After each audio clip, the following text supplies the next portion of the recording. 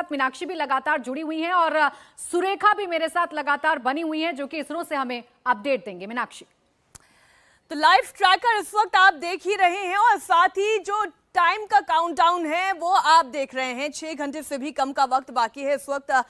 5 घंटे 48 मिनट और सेकंड आप देखें एक एक कम होता जा रहा है, यानी इंतजार की घड़ियां धीरे धीरे बहुत नजदीक, बहुत ही क्रूशियल फेज में हमारा चंद्रयान 3 मिशन पहुंचने वाला है। और इस वक्त ठीक मेरे बाएं तरफ जो तस्वीर आप देख रहे हैं, ये तस्वीर है उसी लैंडर की, जहां ये विक्रम लैंडर सतह पर ढूंढेगा, इसी से उतरेगा। और आपको बता दें, प्रज्ञान जो है, प्रज्ञान रोवर जब इस लैंडर से उतरेगा 14 दिन की इसकी लाइफ होगी। 14 दिन तक वो सतह पर न सिर्फ निरीक्षण करेगा, एक ऐसी जानकारी यहां से जुटाकर पूरे विश्व के लिए, अगर हम ये कहें अंतरिक्ष विज्ञान के लिए, एक नया इतिहास कायम करेगा। बिल्कुल, देखिए, और कैसे इतिहास कायम होगा, हम कितने करीब पहुंच चुके हैं, अभी क्या कुछ बाकी रह गया है, क्या मुश्किलें आ सकती हैं, इसके लिए हम कितने तैयार हैं, इसी पर हमारी लगातार चर्चा भी जारी है। खास मेहमान हमारे साथ लगातार जुड़ रहे हैं। अब हमारे साथ जुड़ चुके हैं सुरेंद्र पाल सिंह, पूर्व director ISRO, doctor CM Nautiyal, senior scientist हमारे साथ हैं, और डॉक्टर वेंकटेश्वर शर्मा, पूर्व डिप्टी डायरेक्टर इसरो हमारे साथ हैं, और सुरेखा लगातार हमारे साथ बनी हुई हैं, जिनसे हम लाइव अपडेट लेंगे, जिनसे हम ये जानकारी हासिल करेंगे कि वहां पर क्या चल रहा है। फिलहाल सुरेंद्र पाल सिंह जी, मैं आपके पास आ रही हूं। हम जो सबसे पहला फेज कह रहे हैं, जिसे हम रफ ब्रेकिंग कह रहे हैं, 30 किलोमीटर से हम सीधा 7.7 किलोमीटर पर आएंगे। ये इतनी तेज स्पीड, और फिर इस स्पीड को हमें कम कर देना है, बिल्कुल कम करके हम इसे धीरे धीरे नीचे जमीन पर उतारना है। ये मैनेजमेंट कैसे होगा? ये कैसे पहले से फीड कर दिया गया है विक्रम लैंडर के अंदर कि वहां जाकर उसे क्या करना है, कैसे एक्ट करना है? देखिए, इन सब प्रोग्राम्स को पहले ये सब प्री प्रोग्राम होते हैं जी। जैसे अभी 25 किलोमीटर, उसको 7.8 किलोमीटर में लाना है। ये करीब करीब होगा 690 सेकंड्स के अंदर फायर करते हैं, रिट्रोग्रेड कहते हैं।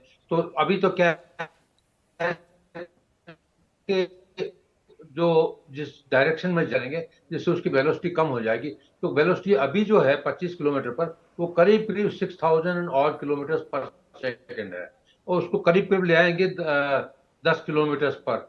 और तो इसे रफ ब्रेकिंग कहते हैं, क्योंकि चारों रेट्रोग्रेड रॉकेट्स फायर करेंगे। जो थ्रस्टर्स जो पहले वेलोसिटी देते थे, अब वो वेलोसिटी को कम करेंगे। उसके बाद में जो आपने पूछा था कि एल्टीट्यूड होल्ड क्या है, तो क्या अभी तक जो वेलोसिटी थी वो सब टेंजेंशियल थी या हॉरिजॉन्टल वेलोसिटी थी। उसको धीरे धीरे उसको एंगल दिया गया है, मतलब एंगल दिया जाएगा चंद्रयान इसको आपके विक्रम को, और जो हॉरिजॉन्टल वेलोसिटी के अलावा वर्टिकल वेलोसिटी भी उसमें लाई जाएगी। और उसको देखने के लिए कि ये प्रॉपर है कि नहीं है, वो पोस्ट करेगा। पोस्टिंग वहां पर कुछ होगा नहीं, सिर्फ पोस्टिंग करेगा, उसे कहते हैं एल्टीट्यूड होल्ड। और उसके बाद में धीरे धीरे वर्टिकल हॉरिजॉन्टल वेलोसिटी को 0 बनाया जाएगा, और वर्टिकल वेलोसिटी को लाने के लिए एंड के अंदर 1.862 किलोमीटर को 1.86 मीटर पर सेकंड तक लाया जाएगा।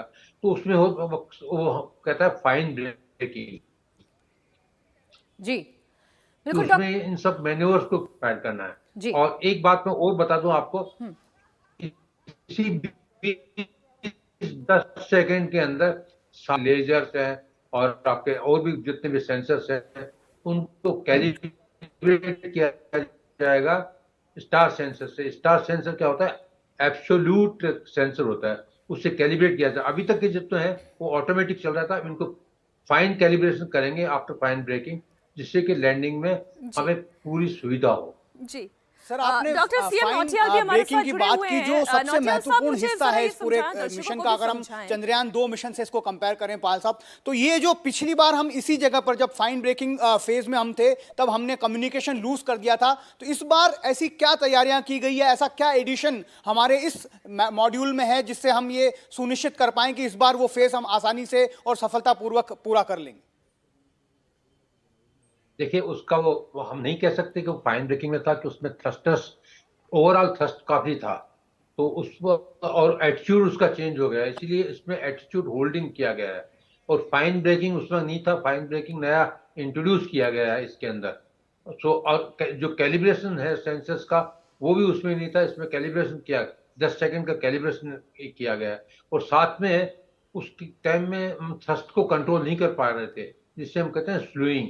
इसमें थ्रस्ट को कंट्रोल कर सकते हैं, ऑटोमेटिकली सेंसर्स डिसाइड करेंगे कि वेलोसिटी कितनी होनी चाहिए, और तो उसी के लिहाज से जो आपके थ्रस्ट हैं उनको थ्रस्ट को 2 थ्रस्टर फायर करने हैं बिल्कुल या ठीक 4 आप कह रहे थ्रस्टर फायर करने हैं। हैं। थोड़ा सा इस बात को और आगे बढ़ाते हुए डॉक्टर सीएम नौटियाल साहब अगर आप समझा सकें, क्योंकि अभी हमने वेलोसिटी की बात की, जिसे आसान भाषा में कहें हमने स्पीड की बात की कि इसे कैसे मिनिमाइज किया जाएगा, लेकिन सरफेस कैसा होना चाहिए, ये कैसे सेंस किया जाएगा, और कौन सी तकनीक इसके अंदर इंस्टॉल है जो अपने आप आर्टिफिशियल इंटेलिजेंस के जरिए ये तय कर पाएगी कि ये सतह लैंडिंग के लिए परफेक्ट है। तो हमारा लैंडर जो वहां पर जब नीचे डिसेंट होगा उसका साइड में कैमरे लगे हुए हैं, कॉन्स्टेंटली सरफेस को मॉनिटर किया जाएगा। हम जानते हैं कि चंद्रमा की सतह पर बहुत सारे क्रेटर्स हैं और इनमें से कुछ क्रेटर्स बहुत बड़े हैं। इसी तरह चंद्रमा की सतह पर बहुत सारे बोल्डर्स हैं। बोल्डर से मतलब है बड़ी चट्टान, उनमें 30 सेंटीमीटर, 40 सेंटीमीटर, 50 सेंटीमीटर या बड़े बोल्डर्स हैं। तो वी हैव टू इंश्योर कि इनके ऊपर कहीं वो जाकर लैंड न करे। तो कैमरों से लगातार 2D और 3D की मॉनिटरिंग की जाएगी, जहां पर ये उतरने वाला है वो एरिया सेफ है या नहीं। इसके अलावा इसमें हैजर्ड को सेंस करने वाले कैमरे भी लगे हुए हैं। और जो पिछले चंद्रयान 2 की तुलना में चंद्रयान 3 में जो एक बड़ा इंप्रूवमेंट किया गया है, इसके उतरने के लिए जो वहां पर क्षेत्र था वो करीब आधा किलोमीटर बाय आधा किलोमीटर का था। इसका मतलब करीब 1/4 वर्ग किलोमीटर का, उसको बढ़ाकर अब 4 किलोमीटर बाय करीब 2.5 किलोमीटर कर दिया गया है, यानी 40 गुने के करीब उसको बढ़ा दिया गया है। तो ये लैटिट्यूड कि वो कहाँ उतरे बहुत ज्यादा बढ़ा दिया गया है। तो अच्छा नौटियाल साहब एक और चीज बताएं कि ये जो अभी हम क्रेटर्स देख रहे हैं ये तस्वीरों में तो बड़े छोटे छोटे नजर आते हैं, लेकिन एक्चुअली ये क्रेटर्स कितने बड़े होते हैं? ये क्रेटर्स बहुत सारे साइज के हैं, माइक्रो क्रेटर्स से लेकर जो में भी 10, 20, 50, 100 माइक्रोन के हों, क्योंकि चंद्रमा पर जो कण गिरते हैं उन कणों की वजह से गड्ढे बनते हैं। लेकिन इसके साथ साथ में जो एस्टेरॉइड से टूटे हुए टुकड़े या दूसरे कहीं से अंतरिक्ष से आए हुए पत्थर हैं वो भी यहाँ पर गिरकर, तो ये बहुत बड़े बड़े भी हो सकते हैं, मीटर्स के, 10 मीटर्स के। और एक क्रेटर का जो अगर हम रेज अगर देखें तो वो बहुत सारे एरिया को उसने कवर किया हुआ है। तो एक्चुअल क्रेटर जो है वो मीटर्स और टेंस ऑफ मीटर्स में हो सकता है। यानी सबसे बड़ा खतरा ये है जी जी, यानी ये देखिए तमाम बातों को ध्यान में रखते हुए मैं आपको बीच में सर इसलिए टोक रही हूं, चूंकि पूरे देश भर में आज ऐसी तस्वीरें सामने आ रही हैं जो